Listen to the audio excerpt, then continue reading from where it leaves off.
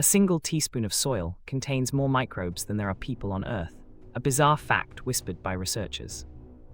In a dim city alley, a street lamp flickers in moss, revealing a storefront that appears only when rain falls. Inside, dusty shelves cradle objects that shouldn't exist, like a clock that counts memories instead of time.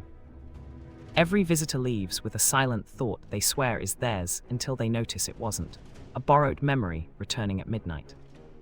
When the door finally seals behind them, the neon sign asks gently if you came to remember or to be remembered, which will you choose?